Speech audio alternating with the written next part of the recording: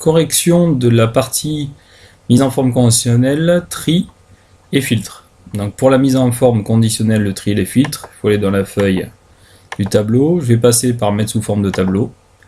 Donc pour des présentations désirées. Premier bon réflexe à avoir, dès que vous avez mis sous forme de tableau, vous pensez à cocher la ligne des totaux. Ça nous permettra comme ça de faire un calcul automatique sur tous les éléments. Vous voyez ici que l'ordinateur par défaut a pris la fonction somme, qui est la fonction qui est mise quand il y a une valeur de numérique dans la dernière colonne. Si on veut avoir autre chose ou si on ne veut rien avoir, il suffit d'appuyer après sur le bouton désirer. Ne tapez jamais de formule, vous choisissez toujours une des fonctions qui se trouve ici.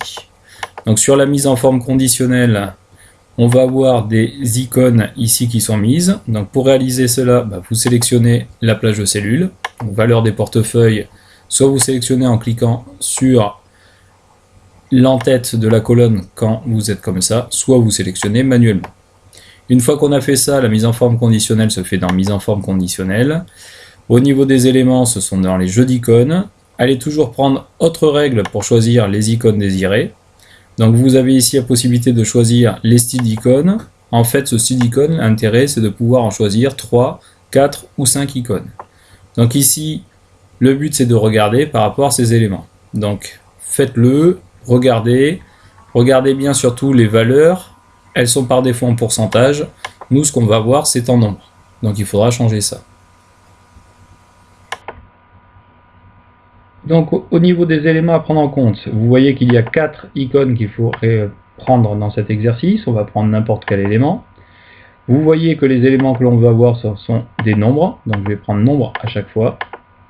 Je veux avoir une icône verte quand les montants sont supérieurs à 100 000. Donc je tape ici la valeur, supérieure ou égale. Ici vous choisissez. Là je vais laisser supérieur ou égal.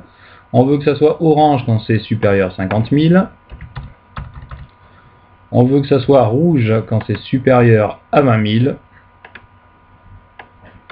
Et on veut qu'il n'y ait aucune icône quand c'est inférieur à 20 000. Donc là je vais choisir aucune icône de cellule. Donc une fois qu'on a réalisé cela, on voit qu'on a les icônes correspondantes. Donc pour réaliser le tri, nous allons dans Données, Trier. Et là on peut trier en fonction de plusieurs éléments. Les éléments vont s'afficher ici. On peut mettre autant de niveaux de tri que l'on désire. Donc faites le tri par rapport à l'énoncé. Donc ici au niveau du tri, on veut trier donc la valeur du portefeuille. Non pas sur des valeurs mais sur des icônes de cellules. Et là l'ordinateur va retrouver les différentes icônes que l'on a. Donc en premier on veut mettre l'icône orange. Je rajoute un niveau, je recommence. En deuxième, je veux sur l'icône de cellule l'icône verte. J'ajoute de nouveau un niveau. Je prends la valeur de portefeuille, l'icône rouge. Et en dernier, l'icône où il n'y a aucune valeur.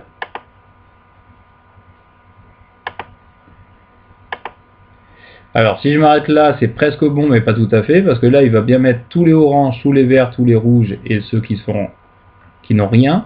Mais le problème c'est qu'il ne va pas les mettre à l'intérieur par ordre croissant. Donc si on veut qu'à l'intérieur des oranges, des verts, des rouges et des riens, ça soit trié par ordre croissant, j'ajoute un niveau, valeur de portefeuille, sur la valeur par ordre croissant, c'est-à-dire du plus petit au plus grand. Et regardez, vous avez tous les oranges qui sont là, du plus petit à la plus grande valeur des oranges, puis après tous les verts de la plus petite à la plus grande valeur des vertes, tous les rouges de la plus petite à la plus grande valeur des rouges, et enfin les cellules qui sont vides de la plus petite à la plus grande valeur.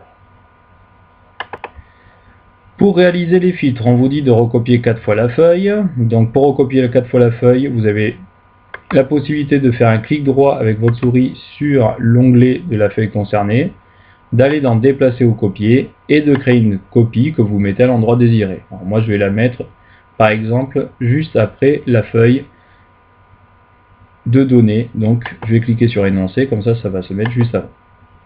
Ici, cette feuille je l'appelle tri 1 et je vais pouvoir recommencer cela 4 fois. Alors la deuxième possibilité c'est d'appuyer sur la touche CTRL et le clic gauche de votre souris pour pouvoir faire une copie de votre feuille. pour avoir le tri 2, le tri 3 et le tri 4. On fait autant de feuilles que on a besoin pour pouvoir réaliser l'ensemble de nos tris. Donc ici, vous pensez bien à renommer les feuilles. Une fois qu'on a réalisé cela, on se met sur la feuille concernée. Pensez bien à chaque fois à bien changer de feuille et on réalise le tri nécessaire. Pour réaliser le tri, c'est un élément assez simple. Vous choisissez les colonnes sur lesquelles vous voulez faire votre élément et ensuite vous pouvez travailler. Alors ce n'est pas tri, c'est filtre. Donc filtre 1, j'ai mal renommé, filtre 2,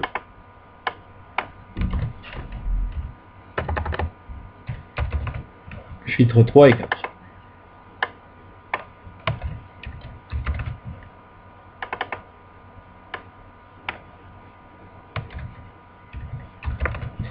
Donc dans l'énoncé, les filtres sont ici.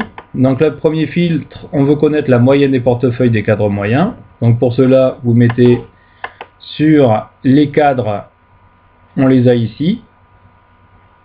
Donc la CSP, donc on veut les cadres moyens, il suffit de décocher et de ne prendre que les cadres moyens. Donc là, vous n'avez plus, vous avez un entonnoir dessus et vous n'avez plus que les cadres moyens.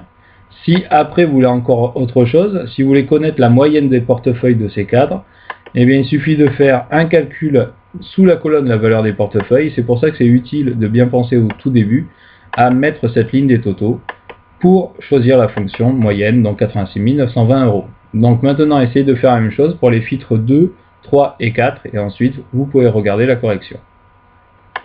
Donc pour le filtre 2, pensez bien à vous mettre sur la feuille filtre 2.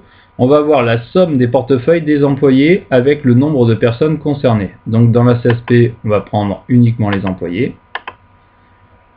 Au niveau des valeurs de portefeuille, par défaut la fonction somme c'est celle qui est utilisée, donc il n'y a rien à changer. Et au niveau de nombre de personnes concernées, vous savez que chaque personne a un prénom par exemple, donc ici vous pouvez mettre nombre et vous voyez qu'il y a 23 personnes concernées, elles sont ici.